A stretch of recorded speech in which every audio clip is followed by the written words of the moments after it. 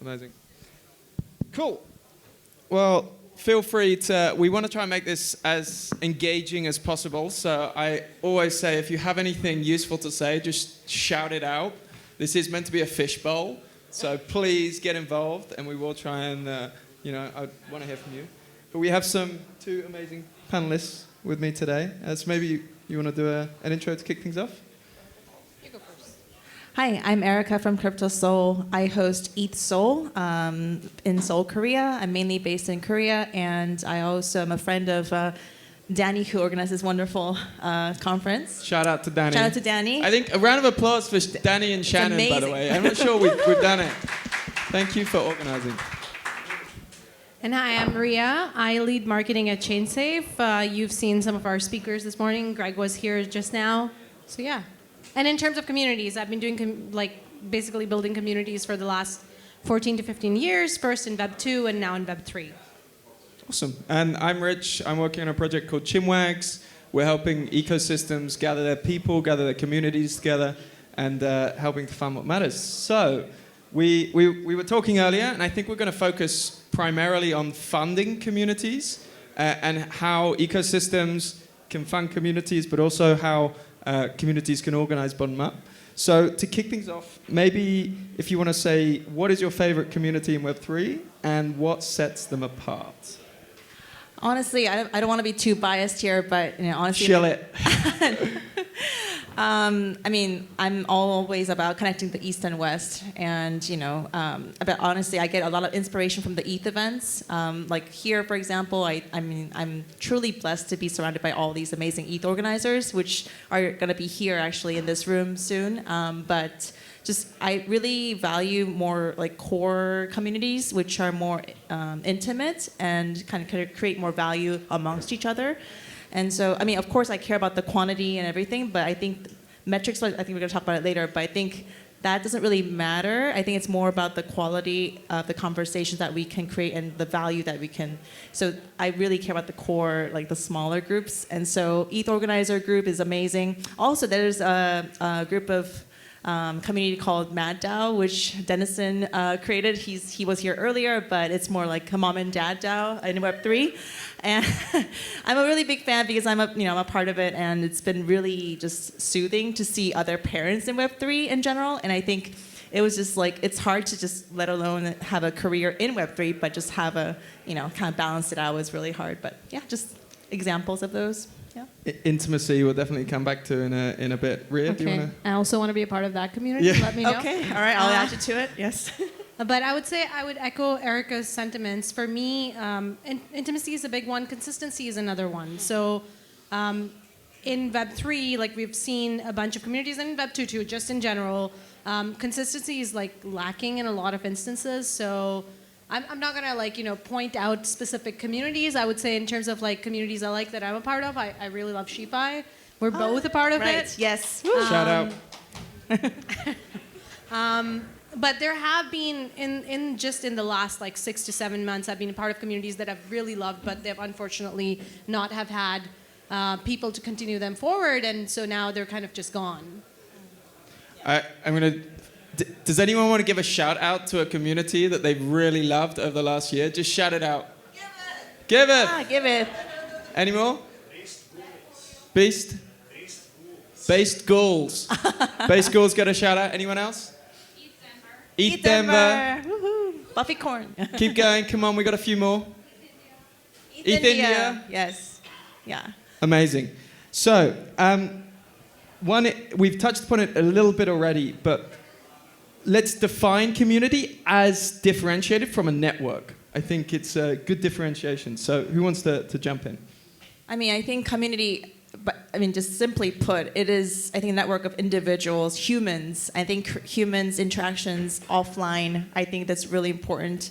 And of course, there's online communities, of course, and there's chat groups and everything, but I think they all congregate toward and kind of we bind more and well together through offline events as well. So I think human-to-human interactions, one-on-one, scalable to communities. So I think that's kind of a by de facto definition, and hence it creates more like it's hard to define, like value coming out of the human interactions. So I think that's what, and set of philosophies, right? Values, aligned values.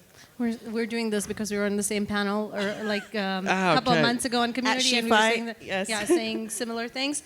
I think a community is something which has like a core like movement that they can get behind. Like there needs to be a purpose.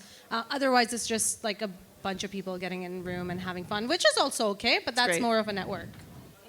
Maybe you want to come on to what you were talking about, what we were talking about earlier at that point. Sure. So over the course of my career, I have done case studies on communities and analyze them and see like which communities succeed and which kind of like just fall off the wayside. And there's a model that I've personally used and I've seen other community builders use as well, where the base of everything is the movement. It's like the why. Why are you building this? Why are the people together? What are we trying to achieve? And then you kind of start to think about, okay, what are the objectives that this community is going to like achieve together? Then you think about rituals, because human beings, since the dawn of time, need rituals that they gather around, right? That's what brings us all together. And then you start to think about like, outcomes. It's kind of intertwined. It's not that linear. But what I've seen in communities that don't quite work out is when people start to think about outcomes as the first thing instead of thinking about the movement. And it's very much like, okay, I'm going to throw an event and I'm going to get 500 people in seats. That's not really a community.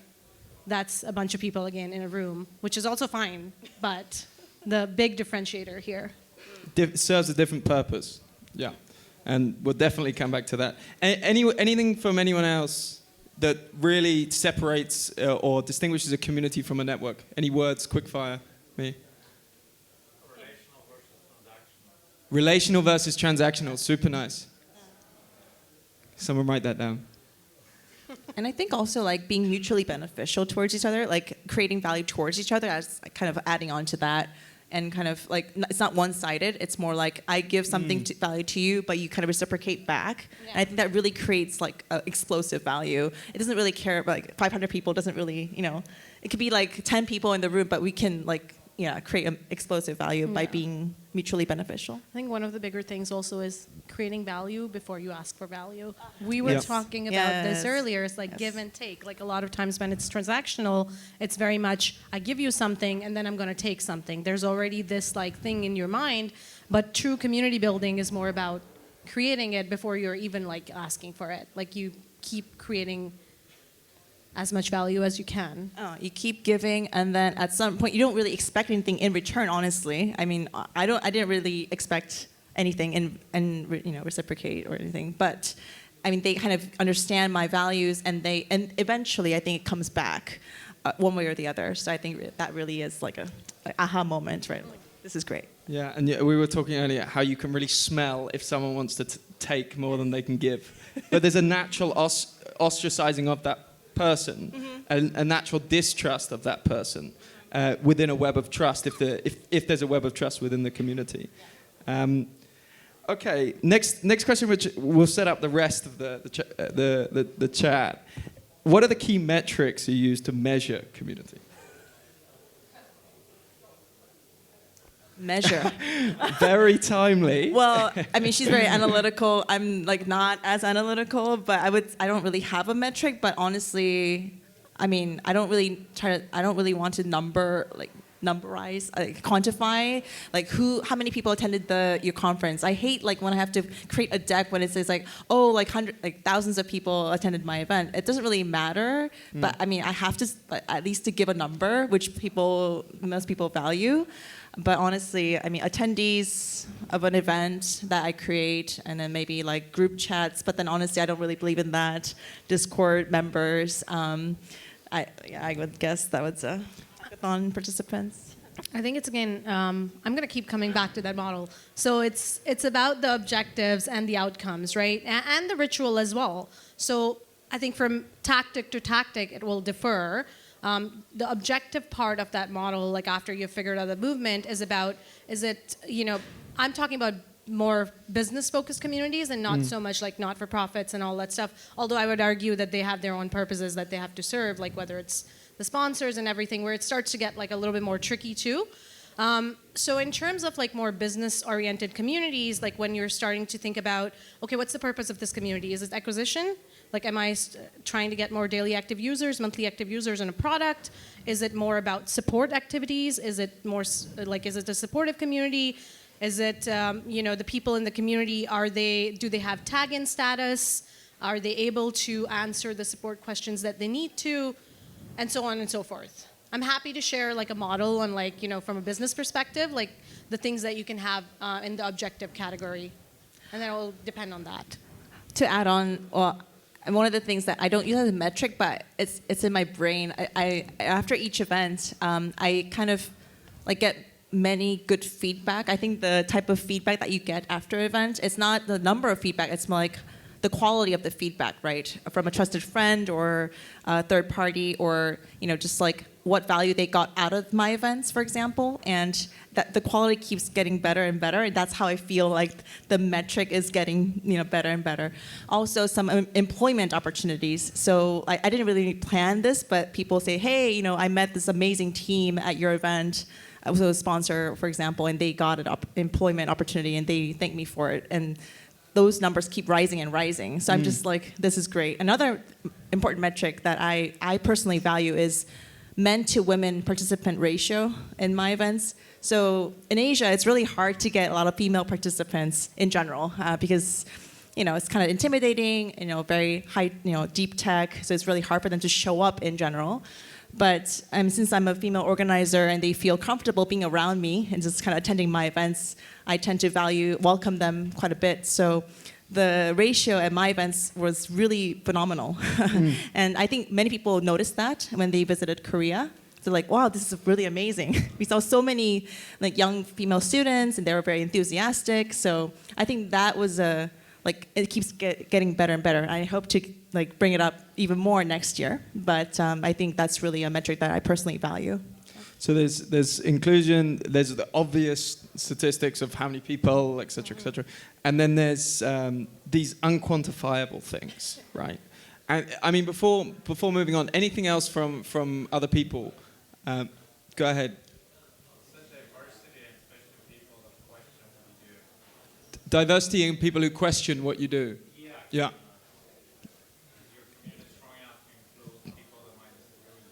Super nice. Go ahead. Quality of relationships? How do you quantify that? Level of activity or what sort of activity? whether it's supporting job search or collaborating or working on projects. And I think also as kind of adding on to that, who wants to volunteer, for example, they offer to be volunteers at my event. I think that's they don't want to get paid. They just want to be a part of the movement. They're like, hey, I know that this event creates value. I want to be a part of it. And just that really makes my day. I'm like, oh, wow. It keeps increasing, year by year. And I just I'm creating value, in my events. Yeah. So just going to add on one more thing Yeah, to go that. for it. So that's the tag-in status, right? It's like when you can rely on your community to kind of run it on its own. And it's the ethos of decentralization. It's the ethos of open source communities. It's there's a core developers and architects in the middle, and then the contributors kind of build the community. And that is at the heart of community building. So I think even the reason why I pushed was just these are things that are not quantified that much, and it's difficult to quantify. But obviously, when it comes to funding these events, it's why has digital advertising just taken over, because it's very quantifiable. Attribution is questionable, but so from an ecosystem standpoint, how do we get to a stage where these events that are clearly meaningful to a lot of people, how do we start funding these events more? Chuck it on you, Ria. Oh my God. Start funding. Can you elaborate on that question a little bit more? I like the filibuster. Basically, bottom-up events are very difficult to quantify the impact of the events, because they're all about you can't measure on chain whether I had a very good connection with Erica. But that being said, if you facilitated that moment that we had where, Erica helped me get a job, I would always be grateful for this event. And if the sponsor is integrated or the funder is integrated well enough, I would always be grateful to ChainSafe, as an example. And the question is, how do you... How do we get that? How do we get that more aligned? I think, so we were talking about this earlier, and we were both talking about how we both worked at coding boot camps and aligning with communities that were outside of the company or the organization, and bringing them into the fold and running these events together with them and being partners rather than, oh, I'm just a sponsor, I'm just going to give you this much money and then you go run with it, do whatever it is that you want. And the example that, I like to share a lot is in the early days of community building, at least for myself, at this coding boot camp, we engaged Women Who Code, which is one of the biggest nonprofits to teach women how to code. And they came in and they did some programming with us. We provided them with support in terms of instructors, in terms of the space and the money and all that jazz. And it became like, even from obviously the first few events, like, we're ramping up, there's not a lot happening, but we are hearing from the community that non-tangible thing is like, they really like this event, whether it's the energy or meeting other people, and we're seeing people talk to each other on our online communities. But then it started to, after the first couple of events, started to go into getting more students into the coding boot camp, right? So there was a business value that was driven at the end. And I think to answer your question more directly, it's really about like working closely with these communities that take the bottom-up approach.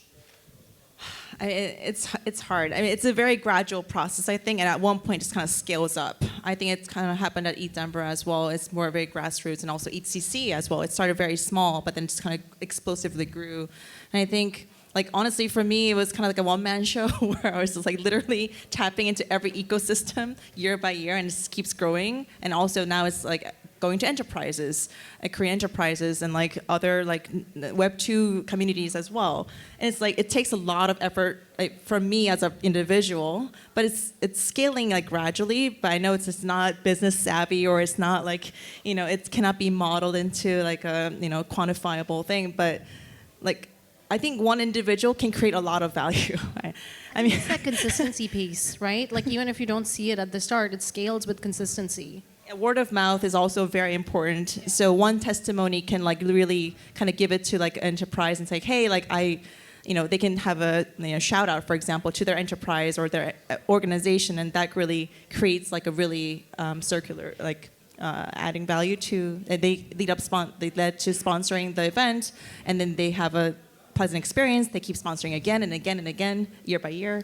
I think that's just scalable. Exactly, and work with communities that are not just like, it's like we have like 10,000 people on our email and all that stuff. It's like find the grassroots level communities, work with them. Because that's, a lot of times it's like the grassroots level communities where like the people who are really passionate about that, that's where they will gather.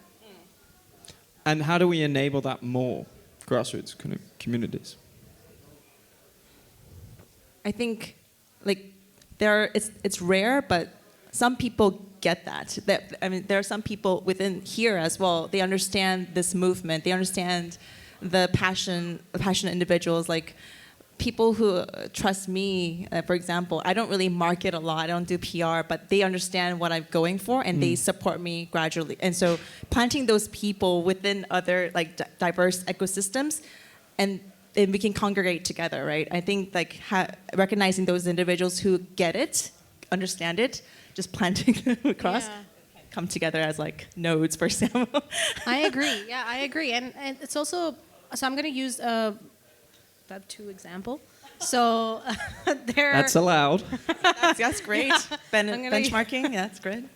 Essentially, like, I've noticed a lot of people who are very passionate about causes, and then they don't get funding because they don't have that PR money to spend behind it. A lot of times, like, the big corporations will come in and their communities will like take the center stage.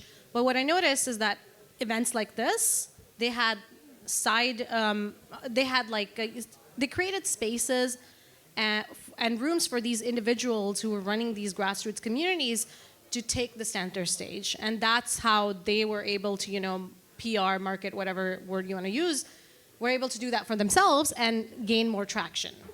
So I think like it is on folks like us or like folks at DevConnect to create that room for these grassroots level communities to be able to get access to that funding.